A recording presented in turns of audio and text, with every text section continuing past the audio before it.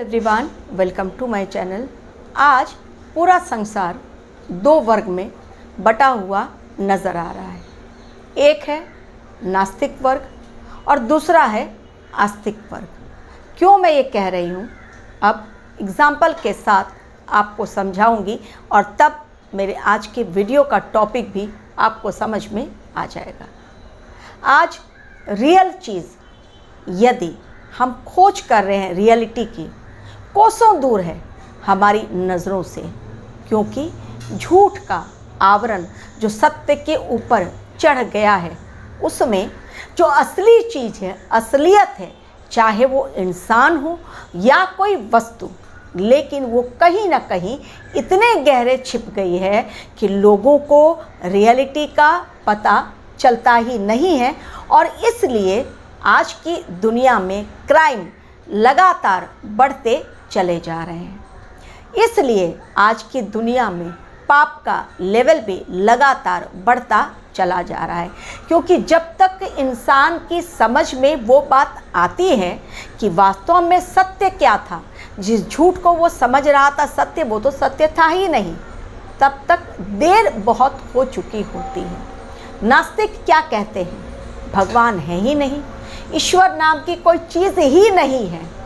हम जो कर रहे हैं इंसान अपने ताकत के बलबूते पर कर रहा है, और ब्रह्मांड और गैलेक्सी जिस पर वो अपनी मुहर लगाते हैं, उनका कहना है, यानी वैज्ञानिकों का, कि वो उनके कंट्रोलिंग पावर में है, जिसके अंदर वो घुसकर सारे रहस्यों का पता लगा सकते हैं।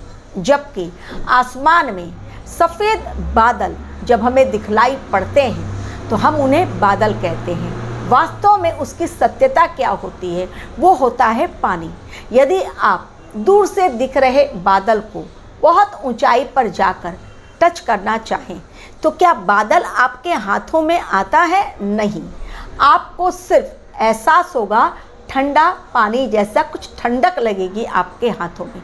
इस चीज़ को मैं चूँकि गई थी हाइट में, तो वहाँ पर जाकर सामने से आता हुआ बादल जब मुझे छू कर निकल गया, ऐसा लगा बिल्कुल ठंडा पानी मुझे छू कर कहीं निकल गया है। यानी पानी जो जाकर ऊपर इकट्ठा हो जाता है वही बादल की शेप ले लेता है। ये मैंने आपको एक छोटा सा एग्जाम्पल दिया कि वास्तविक स्वरूप पानी का ले लेता है बादल का स्वरूप।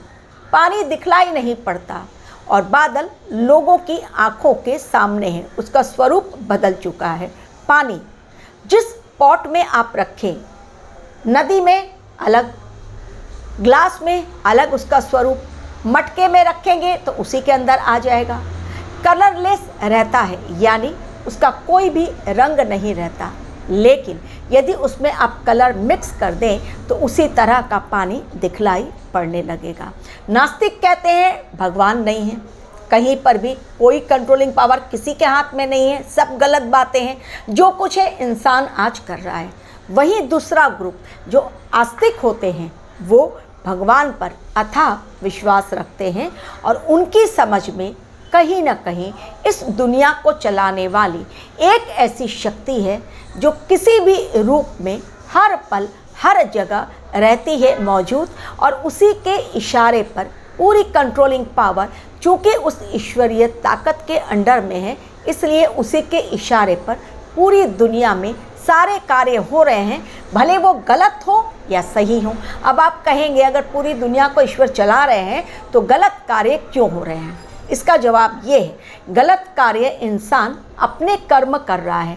अगर सभी लोग अच्छे कर्म करेंगे तो सब जगह अच्छाई रहेगी, फिर युग परिवर्तन कैसे होगा, फिर पाप का घड़ा कैसे भरेगा, फिर अच्छाई और बुराई में लोग डिफरेंशिएट कैसे करेंगे, तो पाप और पुण्य का मतलब लोग कैसे समझेंगे?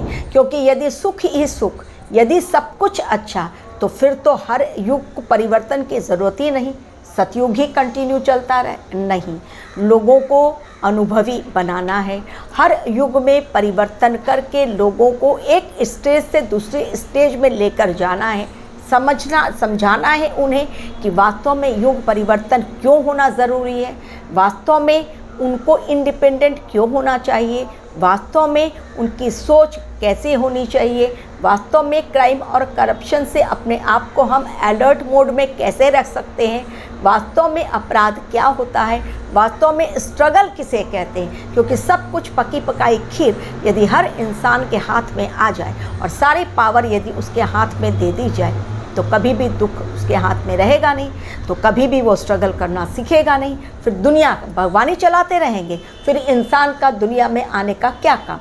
भगवान ने बहुत सोच समझकर इस दुनिया का निर्माण किया, और जब इस दुनिया को बनाया गया तब उन्हें पता था कि इस दुनिया में आस्तिक भी होंगे, नास्तिक भी होंगे। एक कहेगा ईश्वर नहीं, दूसरा कहेगा ईश्वर है। कोई भक्ति मार्ग पर चलेगा और कोई भक्तों के ऊपर कंकड़ पत्थर फेंकेगा, उन्हें हर्ट करने की कोशिश करेगा।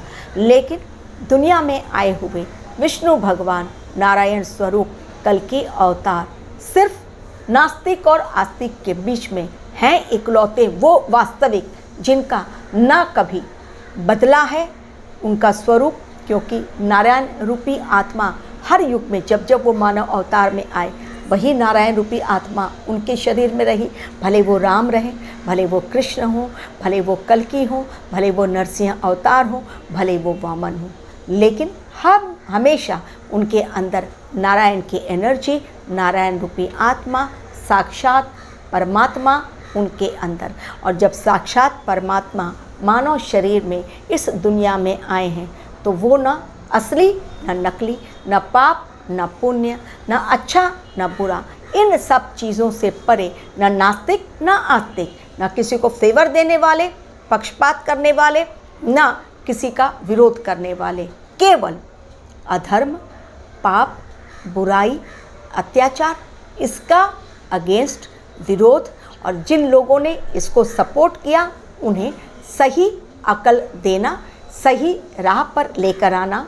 इस सृष्टि में फिर से एक बार नए युग की स्थापना हो जो शांतिपूर्ण हो, लोग मानवता की भाषा बोलें जो कि आज वो लोग भूल चुके हैं, और असलियत से लोग रूबरू हों, असलियत लोग जाने कि वास्तव में रियलिटी क्या है, इस दुनिया में वास्तविकता क्या होती है, कैसी होती है सच्चाई।